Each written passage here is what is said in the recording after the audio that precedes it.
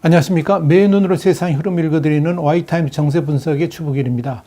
프랑스와 독일을 포함해가지고 유럽연합 국가들이 지난해하고는 완전히 다르게 적극적인 반중 행보를 보이고 있지 않습니까? 이런 가운데 이 프랑스 공영방송이 최근 이 중국 공산당이 프랑스의 문화, 정치, 기술 등 다방면에 침투하고 있다. 이렇게 폭로해가지고 주목을 끌고 있습니다.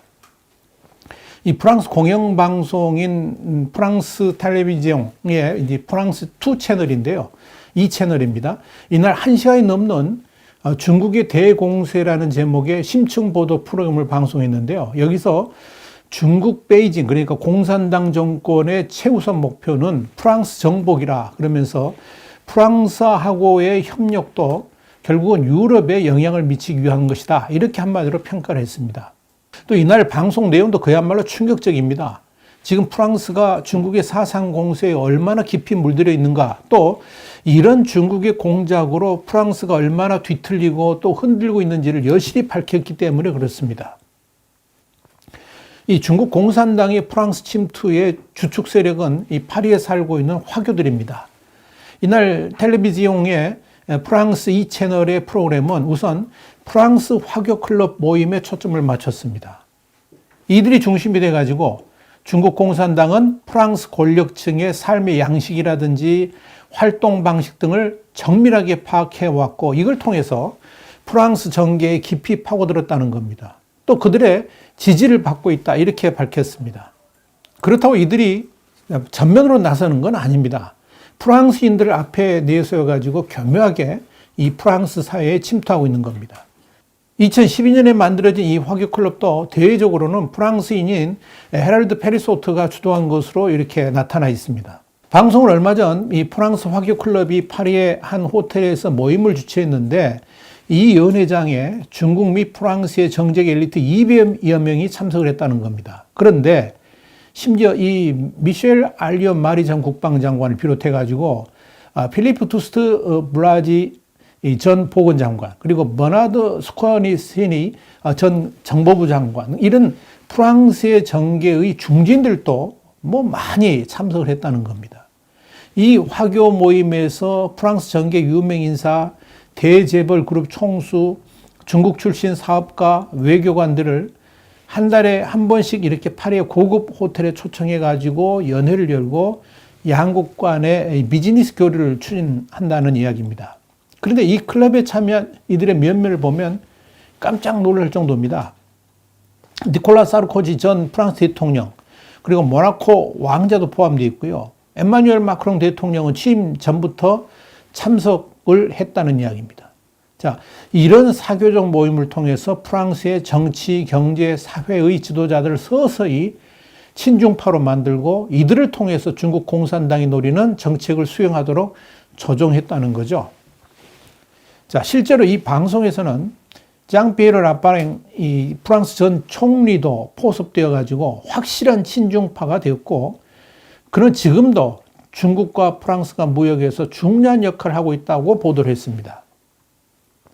이 보도대로 라파랭은 한 언론과 인터뷰에서 뭐라 그랬느냐, 프랑스 중소기업, 대기업 수천 개의 중국 진출을 도왔다라고 자랑스럽게 말한 적이 있었습니다.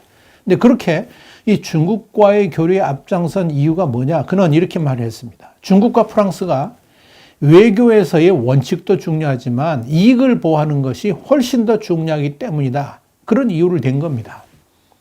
이와 함께 라파랭은 14억 중국인에게는 중국 공산당의 강권 통치가 절대적으로 필요하다 그러면서 중국 체제에 대한 찬양도 하고 또 시진핑 주석에 대한 칭찬을 아끼지 않았습니다.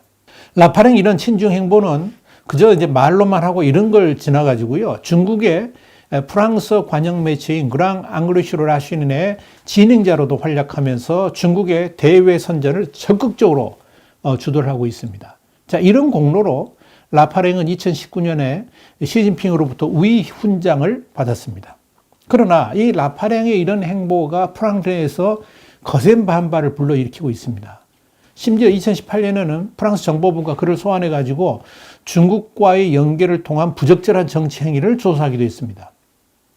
이날 방송에서는 프랑스 2 채널 기자가 프랑스 정보부의 소환과 조사 여부에 대해서 질문하니까 라파랭은 얼굴을 붉히면서 부인하는 장면도 그대로 노출이 됐습니다.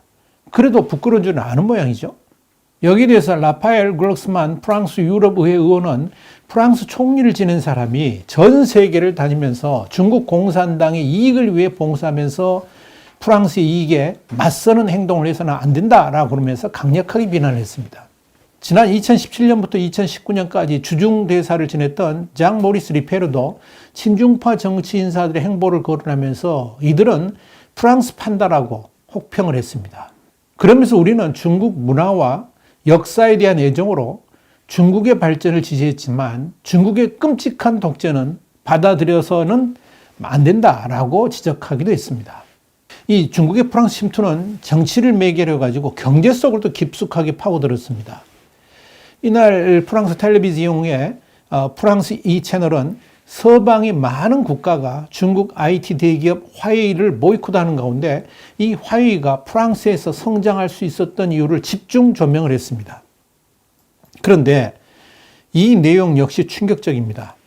이날 방송에서는 이 화웨이가 프랑스에서 성장하게 된 가장 큰 배경으로 장 로이 보를로 전 경제재정산업부 장관 그리고 장 마리 르구엔 전 국무비서관 같은 프랑스 정치인들이 자리 잡고 있다라고 폭로를 했습니다. 이들은 정치적인 영향력을 무기로 해가지고 지난해 9월 프랑스 화웨이 이사의 임원이 됐습니다. 여기에 대해서 프랑스 경제학자인 스테판 디브르는 이 화웨이는 프랑스 정계 운영을 가장 잘하는 중국 기업인데 이용 가능한 모든 권력을 압박하도록 활용한다 그랬습니다. 그러면서 이 화웨이는 프랑스에서 가장 권위 있는 홍보회사를 고용해가지고 프랑스 의원 그리고 지역 시장들 이런 사람들하고 접촉해가지고 그들과의 면담을 통해서 각급 정부가 화웨이의 발전에 이바지하게 만든다라고 주장하는 겁니다. 프랑스에서 확고한 기반 구축을 위해서 이 화웨이는 또 프랑스 정부 부서의 컨설턴트를 영입해가지고 강력한 로비 활동도 벌이는 것으로 확인됐습니다. 실제로 이 방송은 월 급여 8,500유로, 한 우리가 돈은 1,150만 원 정도 한 달에 이렇게 준다는 건데요. 화웨이에 이 컨설턴트를 고용해가지고 이제 그 사람을 쓰는데 어떤 일을 하느냐? 화웨이에 대한 저항을 없애고 마크롱 대통령과의 만남을 성사시키는 것, 이런 걸 주 임무로 삼았다는 사실도 공개를 했습니다.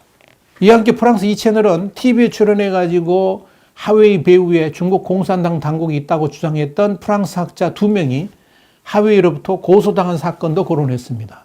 화웨이가 학자들에 대한 고소를 무기로 해가지고 더 이상 이 화웨이를 비난하지 못하도록 입막음을 했다는 이야기입니다.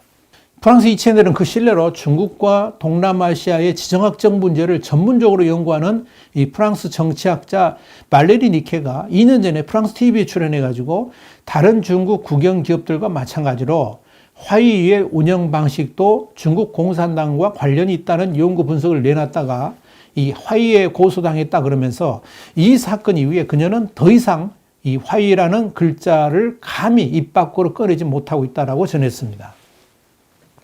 앞서 이 화웨이와 관련된 중요한 사실을 폭로했던 프랑스 경제학자인 스테판 디브르도 니케와 같은 이유로 이 화웨이로부터 기소돼 가지고 재판을 받고 있습니다. 이런 화웨이의 무차별적인 프랑스인 고소와 관련해 가지고 프랑스의 화웨이는 입을 닫고 있습니다. 실제 프랑스 언론은 이 사건과 관련해 가지고 6개월 동안 끊임없이 화웨이하고 또 임원인 르구엔에게 연락을 취해왔지만 지금까지 취재를 거부하고 있다라고 밝혔습니다. 화웨이는 이런 프랑스 내의 친화웨이 인사들을 만들기 위해서 중국으로 직접 사람들을 초청하기도 했습니다. 아르노 몽투브르 프랑스 전 경제부 장관도 이런 화웨이의 공작으로 중국 선전, 심천에 있는 회사에 초청이 돼가지고 화웨이 본사를 방문한 건데요. 런정페이 화웨이 회장을 만났습니다. 그는 이 화웨이 본사에 들어서자마자 런정페이 회장이 화웨이 빌딩 밖에 세운 백악관 스타일의 빌딩이 이렇게 눈에 들어왔다 그러면서 화웨이에 런정페이가 전하고자 하는 메시지 중 하나가 뭐냐? 그들이 전 세계를 통제하려 한다는 것이었다라고 해상을 했습니다.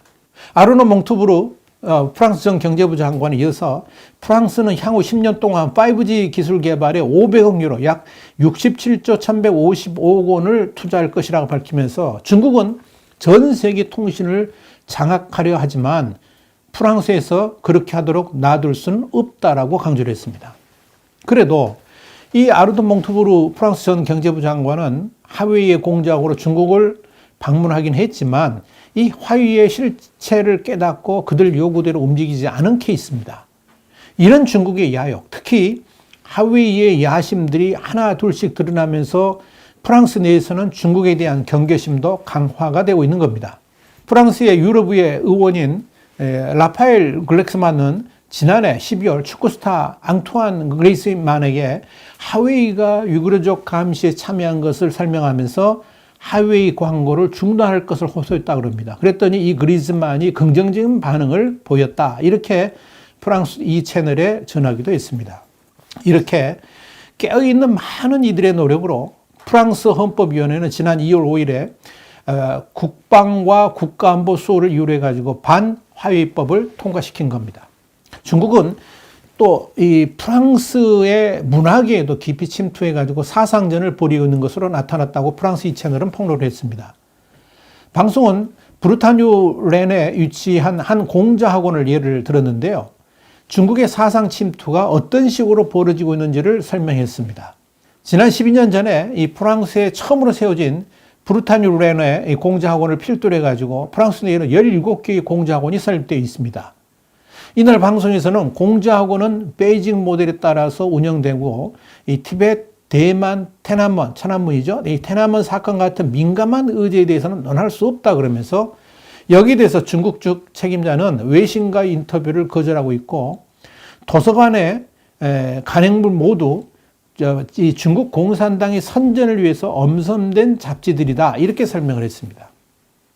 이런 이유로 지난해 10월 프랑스 인권협회는 서북부 도시 루앙에서 프랑스에 있는 모든 공자학원의 폐쇄를 촉구하는 시위를 벌이기도 했다고 합니다.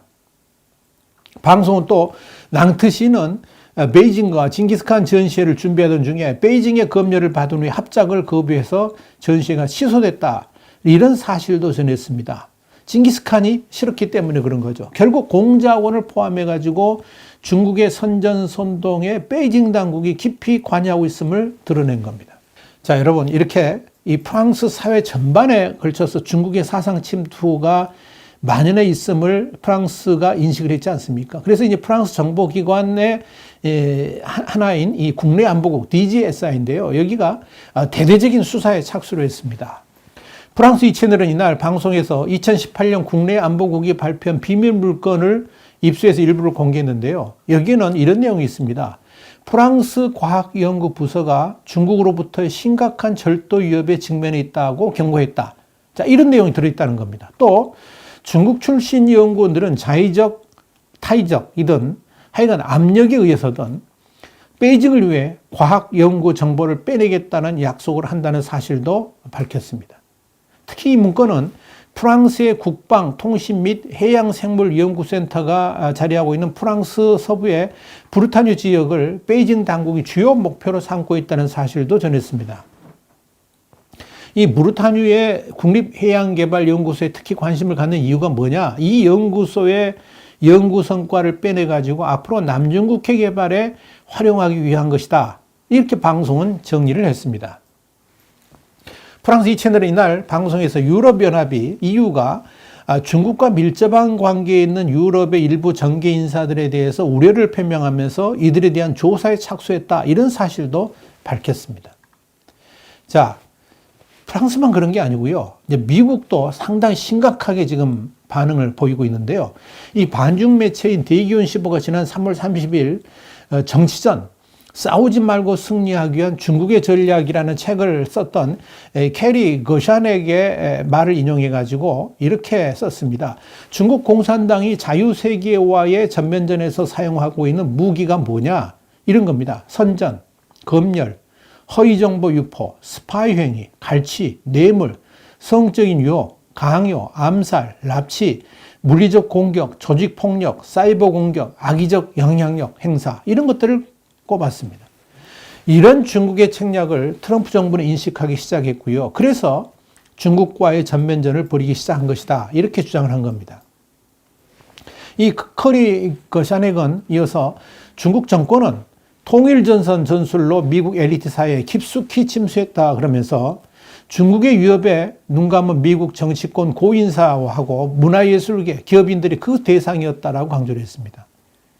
중국 관리들이 매직 웨펀, 그러니까 마법의 무기라고 부르는 통일전선 전술은 다양한 구실로 적과 내통하거나 제3의 적을 내세워서 반대 세력 내에 동조 세력을 심는 그런 전술이다. 이렇게 이 매체는 전했습니다. 이런 통일전선 전략 수행을 위해서 세계 각지에 문화교류, 기업가 모임 같은 민간단체를 설립해가지고 이를 기반으로 해가지고 정치, 경제적 영향력을 확대했고 또 해당 국가 내에서 중국을 비판하는 움직임을 억압한다는 겁니다. 이와 함께 기업, 연구소, 정부기관, 정당에서 첩보 활동을 벌이고 중국으로 기술을 빼돌린다든지 기술 이전을 도모하고 있다. 이렇게 밝힌 겁니다. 미국이 이런 상황인데 여러분 한국은 어떠할까요? 한미동맹을 무시하고 무조건 친중국을 외치는 자들이라 그러면 일단 의심해 보는 게 맞지 않겠습니까? 여러분 얼마 전에 이 조선 구마사라는 SBS TV의 드라마가 역사 왜곡 및 친중국 내용으로 국민들의 거센 반발을 받은 바가 있었죠. 여기에 대해서 우리 와이타임스가 자세히 분석을 해드린 바 있습니다. 그런데 이 드라마를 제작했던 회사의 임원이 중국 공산당 기관인 인민일보의 한국 대표처의 전 현직 임원으로 드러나가지고 충격을 줬습니다. 이것이 지금 한국이 처한 현실입니다. 이제는 한국도 중국의 이런 통일전선 전략에 눈을 떼야 될 때가 아닙니까? 여러분 어떻게 생각하십니까? 하고 싶은 말은 많지만 여기서 접겠습니다. 와이타임 정세 분석이었습니다. 다음 시간에 다시 뵙겠습니다. 감사합니다.